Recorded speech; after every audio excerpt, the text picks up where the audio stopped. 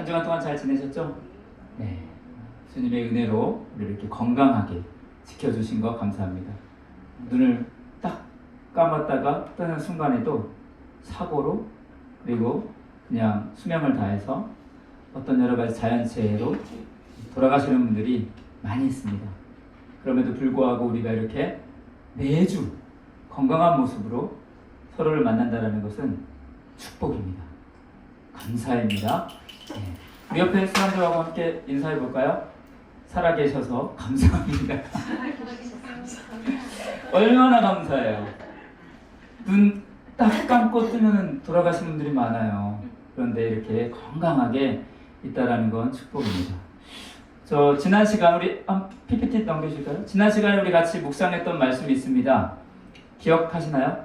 영적 요요 현상, 회귀 본능에 대해서 같이 나눴는데, 갈라디아에 있는 성도들이 복음의 기쁨과 자유를 누렸음에도 불구하고 다시 돌아가서 율법으로 회개하는, 왜 이런 영적 이 요요 현상이 오느냐, 두 가지를 살폈었습니다. 기억하시나요? 첫 번째가 뭐였죠? 종의 본성. 율법의 본성이 꽉 있었던 이 갈라디아에 있는 그 유대인들이죠. 그 본토를 떠나서 외국에서 살고 있던 유대인들이나 또한 이방인들조차도 거기에 사로잡혀서 다시 율법으로 돌아갔습니다. 사람마다 약한 부분이 있어요. 우리도 마찬가지죠. 약한 부분이 있어요. 그게 자꾸 우리의 발목을 잡습니다. 주님의 은혜를 받아서 기쁨으로 복음을 누리려 하는데 우리를 꽉 잡은 그 약한 부분이 다시 우리를 어디로? 죄로 다시 끌어가는 모습을 종종 봅니다. 안타깝죠. 네. 또 하나가 있었습니다. 요인 하나 뭐였죠? 거짓된 가르침, 잘못된 가르침이 있었습니다. 당시에 바울이 참된 복음을 심어줬는데도 불구하고 갈라디아 교인들이 율법이라는 잘못된 그 가르침 속에 다시 회귀해버리는 일이 일어났죠. 우리는 어떨까요? 지금 이 교회 안에 수많은 잘못된, 왜곡된 그러한 그 가르침들이 존재합니다. 제가 극단적인 가르침 두 개를 지난 시간에 이야기했는데 매우 중요해서 한 번 더 얘기할까 합니다. 첫 번째는 예수 그리스도가 우리의 구원의 근거입니다. 그런데 그 구원의 근거를 마치 티켓 한 장 얻어내는 것처럼, 구원 받으면 끝인 것처럼, 내가 뭐 죄를 짓든 내가 어떻게 살든 예수님이 날 구원해 주셨는데 그 구원 믿고 가는 거지 뭐 하고 내 삶은 전혀 예수 그리스도를 닮은 삶이 없는, 그러면서도 나는 구원받았다라고 담대히 외치는 이유가 뭡니까? 잘못된 가르침입니다. 구원은 티켓이 아닙니다. 구원은 예수 그리스도로 말미암아 죄사함 받은 사람이 성령으로 말미암아 성화를 통해서 계속해서 그리스도를 닮아가는 과정을 통틀어 이야기하는 것입니다. 결코 예수 믿고 구원 얻었으니까 이 구원 주머니에 넣고 내 마음대로 살다가 주님의 나라 가는 것이 아닙니다. 그리고 또 하나의 극단적인 것은 무엇이냐? 그러면 내 행위, 예수님이 날 구원해 주신 거 맞지. 그러나 나도 주일 성수 잘하고 나도 11조와 나도 남을 사랑해야 되고 하는 것이 있어야 구원받지라는 또 잘못된 가르침이 있어요. 우리의 행위는 구원과 하나도 관계가 없습니다. 그럼 우리의 행위는 무엇일까요? 우리의 선한 행위, 우리의 열매 맺는 행위는 무엇일까요? 그것은 바로 우리를 구원해 주신 예수 그리스도께서 성령으로 우리 안에서 역사하심으로 말미암아 얻어낸 열매들입니다. 구원 받기 위해서 주일 성수하는 거 아니에요. 구원 받으려고 11조 하는 거 아닙니다. 구원 받으려고 남을 사랑하는 게 아니에요.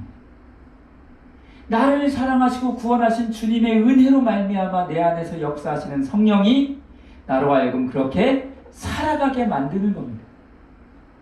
그래서 우리는 바른 가르침, 그리고 우리를 얽매여 있는 그 종의 근성을 끊어내고 믿음의 삶을, 경주를 끝까지 살아가야 되는데, 핵심을 지난 시간에 얘기했습니다. 뭐죠? 예수 그리스도. 그분이 우리의 죄의 종의 근성, 또 우리를 잘못된 가르침 속에서 구원할 수 있는 유일한 분이시다라는 것을 우리가 나누었습니다. 이 예수 그리스도를 붙들고 주님의 나라 갈 때까지 믿음의 선한 싸움을 싸우시는 우리 모두가 되기를 소원합니다. 아멘. 오늘은 11번째 시간입니다. PPT 한번 볼까요? 이스라엘 백성은 하나님이 선택한 선민이죠. 이스라엘 백성은 유목민입니다. 유목민은 이 짐승을 이렇게 양이나 소나 이런 가축들을 치는 그런 이제 직업을 가진 사람들이에요. 그래서 하나님께서 부르신 아브라함부터 그 조상들은 다 유목민들이었어요. 그렇기 때문에 유목민하면 그 양을 치거나 또 그 양을 치는 목자, 목동, 얼마나 피부에 와닿는 이야기겠어요. 그렇죠? 매일의 삶이 그런 거였으니까. 그래서 하나님은 이스라엘 백성과 자신을 목자와 양으로 비유를 많이 하셨습니다. 우리 요한복음 말씀을 잠깐 볼까요? 요한복음 10장 11절 12절을 같이 한번 읽어보도록 하겠습니다. 시작. 나는 선한 목자라. 선한 목자는 양들을 위하여 목숨을 버리거니와. 그 다음요. 삭부는 목자가 아니요 양도 제 양이 아니라. 이리가 오는 것을 보면 양을 버리고 달아나나니 이리가 양을 물어가고 또 해치느니라. 예수님도 이스라엘 백성에게 말씀을 전할 때 자신을 목자라고 하셨고 또 자신의 음성을 듣고 나오는 사람들을 양이라고 했습니다. 그런데 목자의 두 종류를 말씀하셨어요. 다음 PPT 볼까요? 네, 여러분 보십시오. 한 분은 인자하게 생겼죠? 네, 선한 목자. 또 옆에 있는 이 목자는 뭘까요? 네, 조금 뭔가 체념한 상태로 시간만 때우는 것 같은 그런 삭군을 좀 비유한 그림인데요. 예수님은 두 가지의 목자를 비유했는데 이게 그때 시대상을 반영하는 겁니다. 그 당시에 이스라엘 백성들 가운데는 양을 치는 목자가 두 종류가 있었어요. 하나는 자신의 양을 손수 돌보는 목자가 있었고요. 또 하나는 돈을 줘서 사람을 써서 양을 치게 하는 삭군들이 있었습니다. 그러면 이 두 개의 차이점, 극명한 차이점은 뭘까요? 뭘까요? 진짜 자기의 양을 치는 목자는 그 양이 자기의 양입니다. 자기의 양. 그런데 돈을 받고 목자의 일을 하는 사람은 그 양이 자신의 양이 아니에요. 내 양이 아닙니다. 그렇기 때문에 어떤 일들이 일어나냐면 이 양들이 있는데 늑대가 왔어요. 양을 물어갑니다. 자신의 양이 당하는 걸 보는 목자는 어떻게 할까요?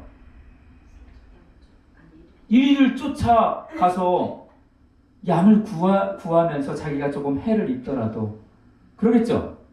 그런데 삭군은 어떨까요? 119에 신고하나요? 도망갈 수 있습니다. 주인에게 찾아갈 수 있어요. 사고 났다 하고 자기의 어떤 책임이라기보다는 자기는 그 위협에서 도망가겠죠? 그러면서 예수님은 나는 선한 목자다. 그리고 하신 말씀이 나는 양을 위하여 목숨을 버린다 라고 말씀하셨습니다. 예수님은 진짜 그 말씀하신 대로 십자가에서 자신의 목숨을 양을 위해 내어주셨습니다. 진짜로 내어주셨습니다. 그리고는 부활하셔서 주님의 나라로 가셨는데, 하나님의 나라로 가셨는데 가시기 전에 그 선한 목자의 사역을 위임하십니다. 누구에게 위임하실까요? 제자들에게 위임하십니다. 다음을 볼까요? 네. 예수님께서는 예수님이 목자예요. 예수님이 교회를 태동시켰습니다. 교회 안에 모인 모든 공동체는 누구의 양입니까? 예수님의 양입니다.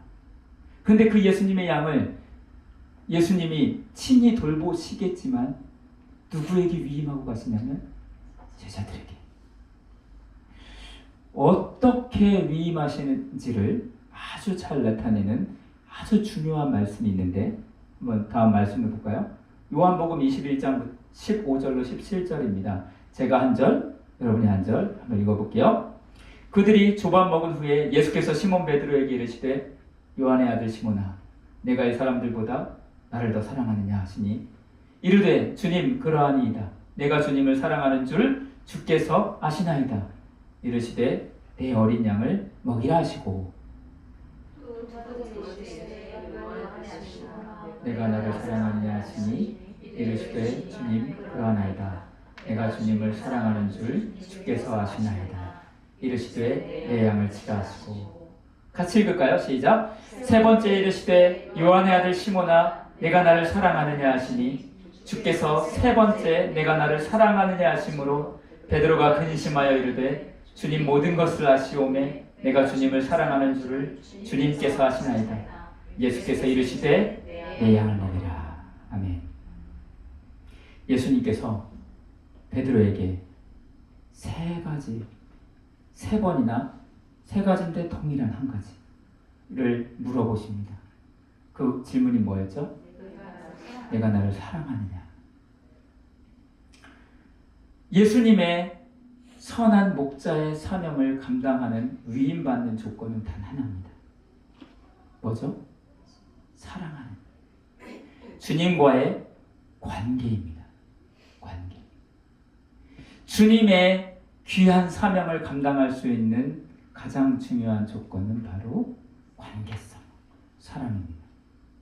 하나님이 친히 만드신 공동체는 동일한 그 조건을 갖고 있는데 그게 사랑인데요. 하나님이 친히 만든 공동체가 두 개 있습니다. 뭘까요? 하나님이 친히 만든 공동체 두 개 있습니다. 교회 또 가정입니다. 가정과 교회는 제도가 만든 게 아니라 하나님이 친히 만드셨습니다. 그런데 처음에 가정을 만드셨죠? 하나님이 아담을 만드시고 아담을 통해 누굴 만드셨죠? 하와를 만드셨습니다. 그리고는 가정을 이루셨습니다. 그때의 조건이 뭐였을까요? 사랑입니다. 우리가 결혼식에 가면 결혼식 할 때 남편과 아내 되는 신랑과 신부에게 조건을 몇 가지 물어보나요? 아니면 딱 한 가지 물어보나요? 신랑 된 누구는 신부 된 누구를 맞이하여 어쩌고 저쩌고 많이 말해도 마지막은 사랑하십니까? 사랑하느냐? 그렇죠? 주님이 만드신 하나님이 만드신 공동체의 조건은 딱 하나입니다. 사랑입니다. 교회도 마찬가지입니다. 우리가 주님의 자녀가 되는 한 가지의 조건은 나를 사랑하신 주님을 나도 사랑하느냐 입니다. 요즘 많은 그 부부들이 헤어지고 이혼율도 굉장히 높다고 해요. 그 이유가 사실은 다른 조건을 먼저 보았기 때문인 것 같습니다. 수많은 다른 조건이 다 맞을지라도 사랑하지 않으면 그 결혼은 깨어질 수 있습니다. 아무튼 주님은 베드로에게 사랑을 물어보았습니다. 그런데 우리나라 성경에는 이렇게 사랑하느냐, 사랑합니다 라고 세 번이 되어져 있죠. 원문에는 그렇게 안 되어 있습니다. 실질적으로 헬라어 원본에는 단어가 달리 나와 있습니다. 예수님이 베드로에게 묻습니다. 네가 나를 사랑하느냐 할 때 그때 쓰인 사랑이 아가파오입니다. 네가 나를 사랑하니 희생적이고 어떤 조건 없고 정말로 진정으로 사랑하느냐라는 아가페의 사랑을 물어봅니다. 근데 베드로가 뭐라고 대답합니까? 네, 주님, 저도 주님을 사랑해요 라고 합니다. 필레오라고 합니다. 필레오. 이거는 친한, 형제애. 그냥 like, 좋아한다. 이게 형제로서 좋아하죠 라고 대답을 합니다. 왜 그랬을까요? 두 번째 질문을 또 합니다. 예수님이 다시 베드로야, 요한의 아들 시몬아, 네가 나를 사랑하니? 네, 사랑합니다 할 때 그때 예수님도 아가파오로 물어봅니다. 그때 베드로는 또 필레오로 대답합니다. 그리고 마지막 예수님이 네가 나를 사랑하느냐라고 세 번째 물어보실 때 예수님이 아가파오로 안 하십니다. 필레오로 물어봅니다. 그러니 다시 베드로는 필레오로 대답합니다. 이 안에 놀라운 은혜가 있어요. 예수님이 베드로에게 너 정말 나를 희생하면서 너의 모든 것들을 내놓으며 조건 없이 나를 사랑하니 했을 때 베드로가 왜 필레오로 대답했을까요? 예수님이 돌아가시는 밤 베드로는 희생적 사랑을 하지 않았습니다. 베드로는 예수님을 외면했습니다. 좋아하긴 좋아했죠. 그러나 희생하지 않았습니다. 그랬던 베드로가 어떻게 감히 주님 앞에 그런 사랑을 물어보시는 주님 앞에 아가파오로 대답할 수 있겠습니까? 네, 사랑합니다. 부끄럽습니다. 그러나 사랑합니다. 라는 대답이었겠죠. 두 번째 주님의 그 사랑 앞에서도 베드로는 감히 내 희생적인 사랑을 고백하기가 어려웠습니다. 그랬더니 주님은 수준을 낮추십니다. 필레오로 물어보십니다. 사랑하니? 베드로가 네, 사랑합니다. 어쩌면 저도 이제 사역자의 길에 들어서서 사역을 하고 있는데 우리에게 완벽한 사랑을 요구할 때 그 완벽한 사랑에 부합한 온전한 모습을 갖춘 자만 사역자의 길에 들어선다면 저는 여기 들어설 수 없었습니다. 저는 없었습니다. 주님의 은혜 때문에. 제가 주님을 사랑하는 것은 주님이 나를 사랑하는 만큼이 아닙니다. 한참 못 미쳐요. 한참. 그런데 우리는 우리의 입술을 열어 뭐라고 고백하죠? 주님 사랑합니다. 주님 사랑합니다. 주님은 아시죠? 그 사랑이 한참 못 미치는 사랑이라는 것을. 그러나 그런 한참 못 미치는 우리의 사랑의 고백이라도 주님은 받으십니다.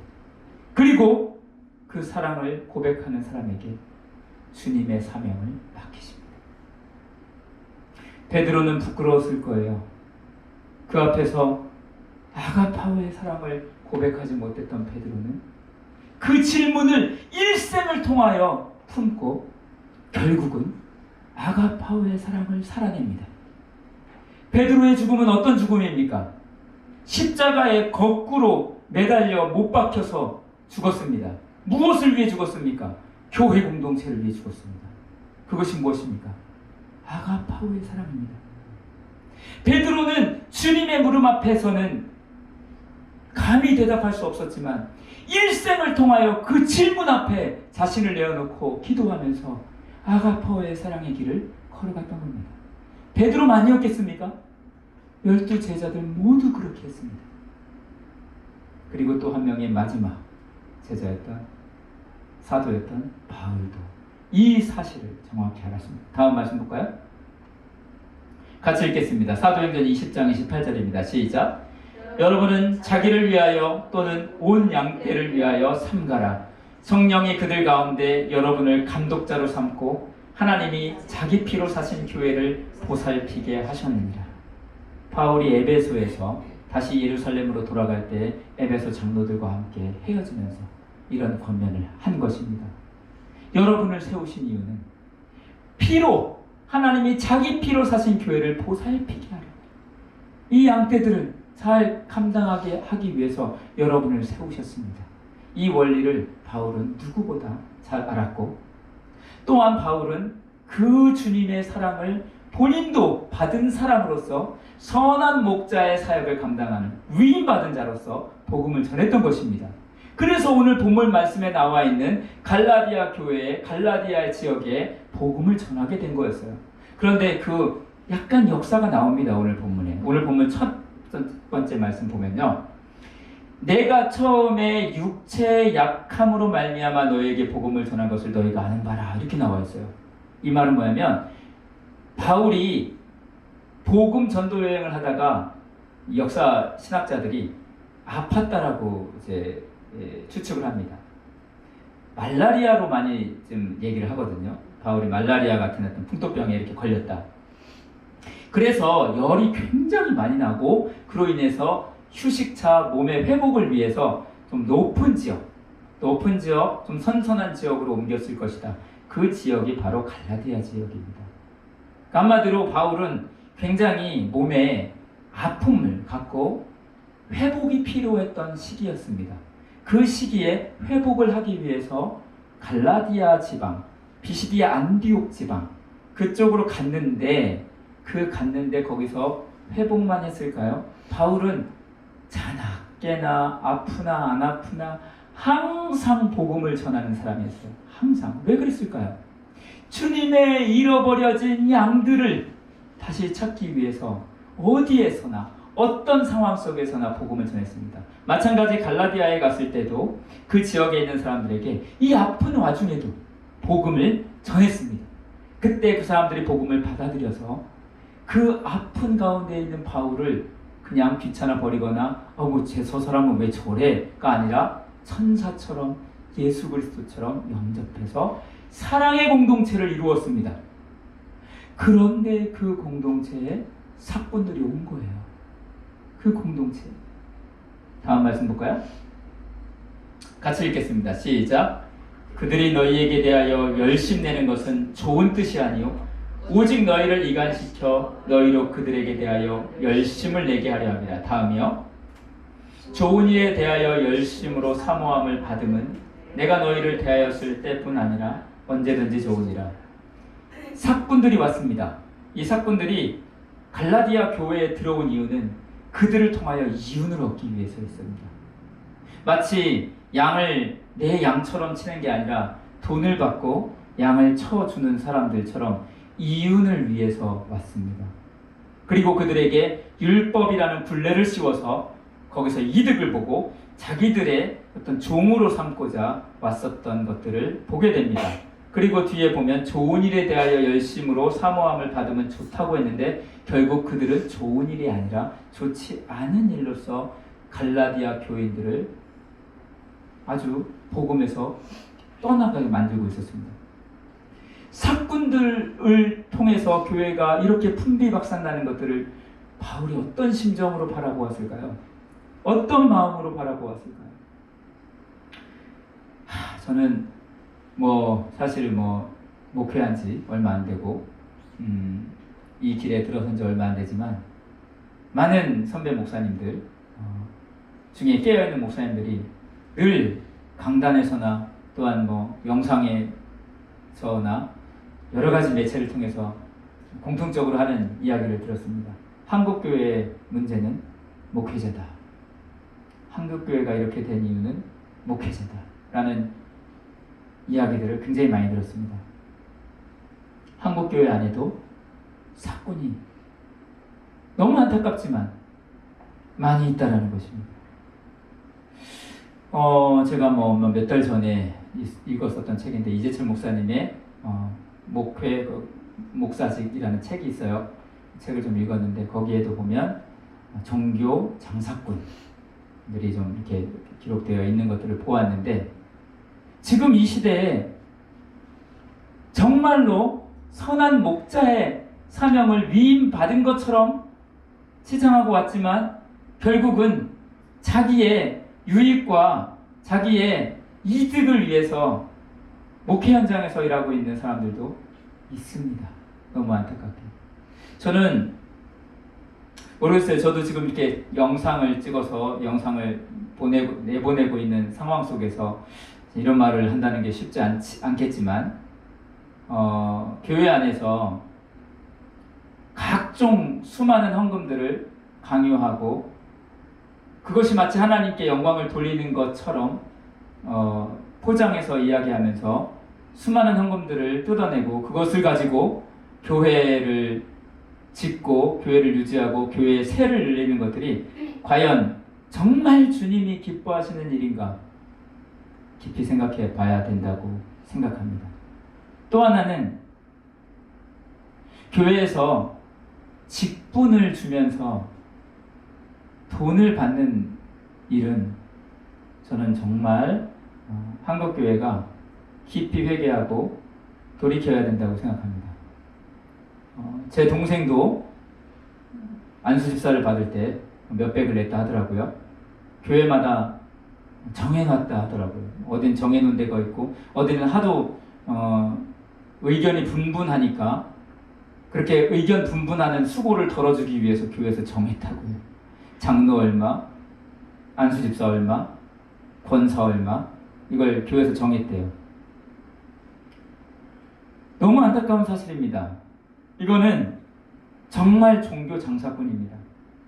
어떻게 교회를 섬기는 직분을 하나님께 받으면서 돈으로 그것을 파는 것 같은 이런 행위를 하는가요? 성도들이 너무 착해서 너무 순수해서 아무 말도 하지 않는 것 같지만 다 알고 있습니다.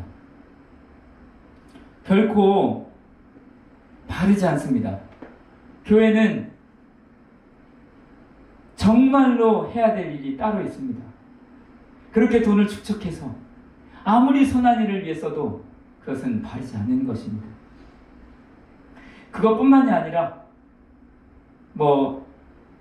아주 극소수겠지만 또 극소수기를 바라겠지만 목사님들이 점점 더 큰 교회로 청빙을 되어지기를 원하는 그런 것들을 많이 보게 됩니다. 심지어는 자기가 개척해놓은 교회를 놔두고도 어느 정도 개척교회에서 발판 삼아 개척교회가 조금 부흥이 되면 그 주변에 있는 큰 교회에서 보고 저분이 개척을 했는데 저렇게 교회를 부흥시키네, 능력이 있는 것 같다, 우리 교회를 좀 청빙을 했으면 좋겠다. 아무리 그런 생각을 가지고 와도 어떻게 주님이 맡겨놓으신 자신의 양떼를 놔두고 더 조건이 좋은 교회로 가는 것을 쉽게 결정할 수 있겠습니까? 그런데 그 모든 것들은 다 주님의 뜻으로 포장합니다. 기도해 보니 주님께서 가시기를 원하신다. 정말 주님의 뜻이었을까요? 안타깝습니다. 이런 모든 것들이 다 사꾼들이 교회 안에서 바른 신앙을 가진 성도들을 힘들게 하고 어렵게 하는 일들입니다. 저는 이것을 비판하는 입장보다는 그렇게 될까 두려워하는 입장으로 말하는 것입니다.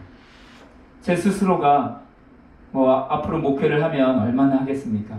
얼마 하지 않겠지만 제가 단 10년을 하든 20년을 하든 그 목회하는 동안에 사꾼이 아니라 선한 목자 되신 주님께 사랑으로 받은 위임받은 이 사명을 희생하면서 감당하기를 원하는 마음으로 이런 이야기를 하는 것입니다. 바울은 선한 목자였습니다. 다음 말씀 볼까요? 같이 함께 읽겠습니다. 시작. 나의 자녀들아, 너희 속에 그리스도의 형상을 이루기까지 다시 너희를 위하여 해산하는 수고를 하노니. 아멘. 바울은 선한 목자였습니다. 예수님처럼 예수님을 닮은, 예수님과의 사랑의 관계를 가진 이런 바울은 갈라디아 성도들을 향하여 희생하기를 결단합니다. 너희들이 복음을 떠나 다시 그리스도의 형상을 잃어버렸구나. 그러면 어떻게 할까? 다시 회복하기 위하여 나는 너희를 위해 희생하겠다. 어떤 희생이요? 해산의 수고. 우리 여기 있는 분들, 여성분들이 많이 있기 때문에 다 아실 거라고 생각합니다. 해산의 고통. 얼마나 고통스럽습니까? 저도 저희 누나 이렇게 할 때 가족실이었었거든요. 그 고통을 봤어요. 남자로 태어난 걸 감사한 게 제가 그때 되게 하루 종일 제가 두렵기도 하고, 솔직히 그때는 저는 결혼도 안 했을 때니까 두렵기도 하고, 이렇게 말로만 듣더니 해산의 고통이 이런 거구나. 정말 저희 누나는 힘들었거든요. 첫 애를 낳을 때 너무 힘든 모습을 제가 봤기 때문에 남자로 태어난 게 감사하더라고요. 이 고통은 결코 작은 고통이 아닙니다. 왜 바울이 이렇게 해산의 고통을 선포할 수 있었을까요? 자신의 목자 되신 선한 목자 예수 그리스도께서 십자가에서 달리신 그 고통을 생각했기 때문입니다.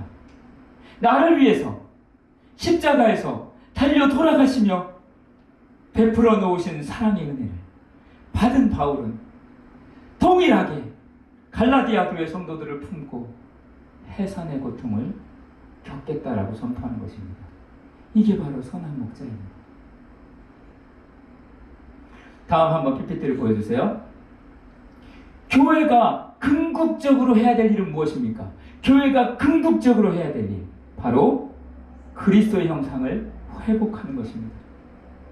이게 교회가 해야 될 궁극적인 일입니다. 건축하는 게 궁극적인 일이 아니에요. 교회 건축하는 거, 교회당 짓고 교세를 넓히고 많은 사역을 하는 것이 교회의 궁극적인 사명이 아닙니다. 저도 신학대학원을 공부하고 또 수많은 주변에 목사님들이 있고 많은 목사님들하고 대화하는데 심심찮게 나오는 것들이 교회 건축 이야기예요. 자꾸 생각과 비전이 어디에 가 있느냐? 교회당 건축, 교회당 건축. 여기 너무 많이 가 있어요. 저는 교회당 건축의 생각을 바꿔야 된다고 생각해요. 무엇이 교회당 건축입니까? 성도가 그리스도 안에서 지어져 가는 것이 교회당 건축입니다. 이런 눈에 보이는 교회당을 세우는 게 교회 건축이 아니라 진짜로 성도들이 건강하게 바로 세워져 가는 것, 성도가 속한 가정이 건강하게 바로 세워져 나가는 것, 이런 것들이 교회가 세워져 나가는 교회의 건축입니다.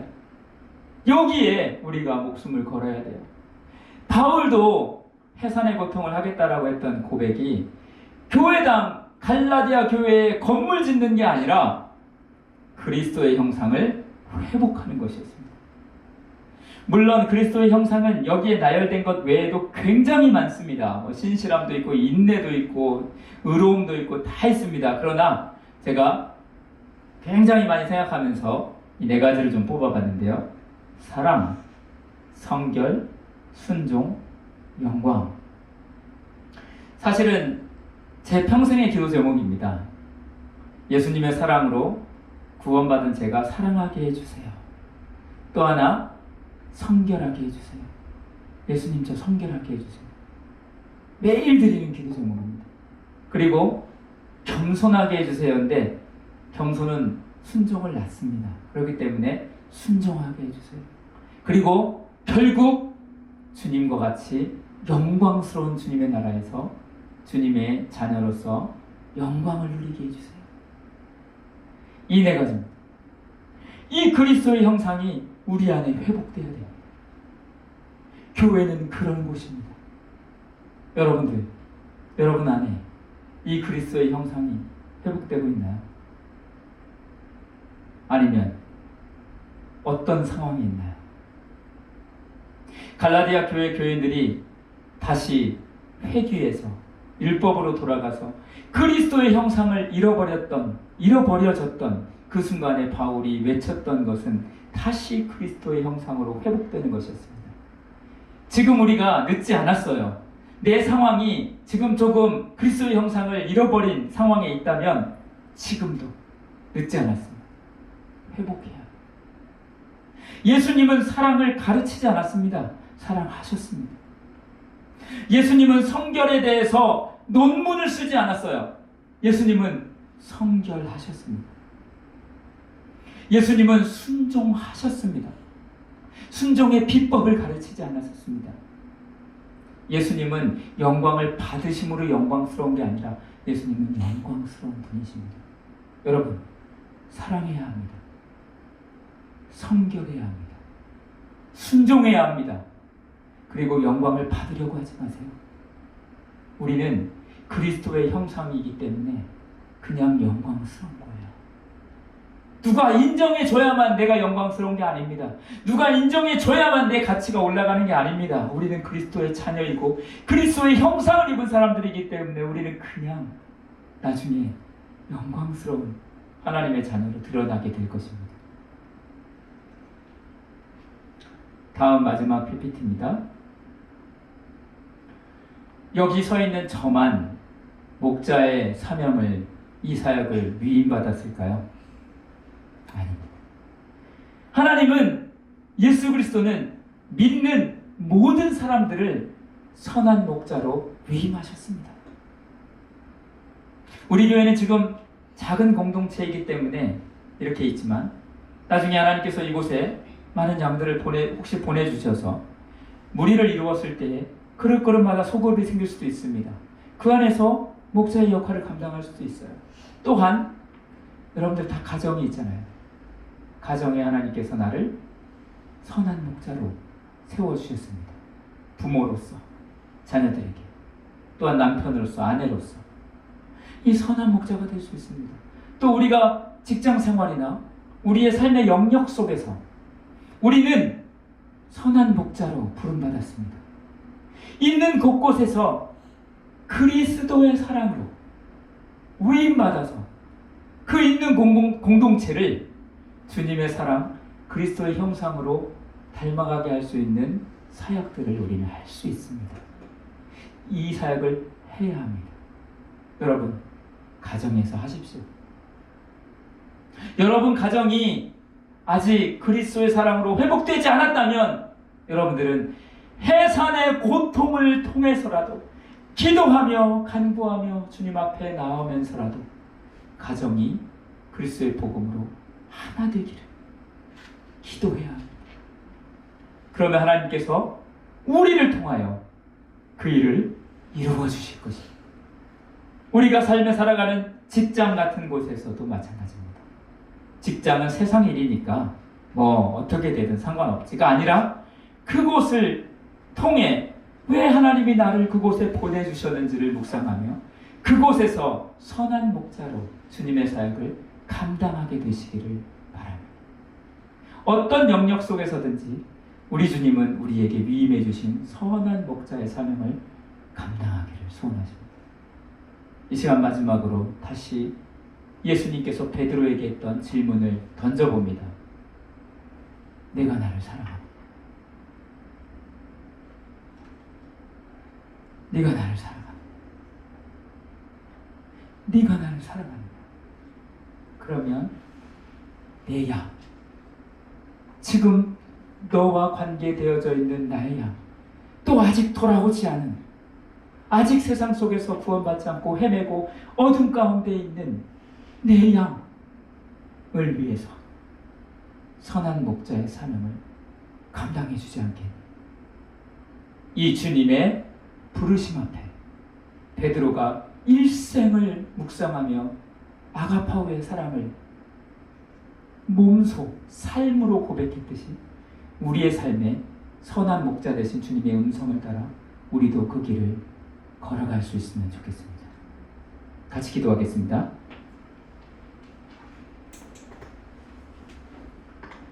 사랑의 주님,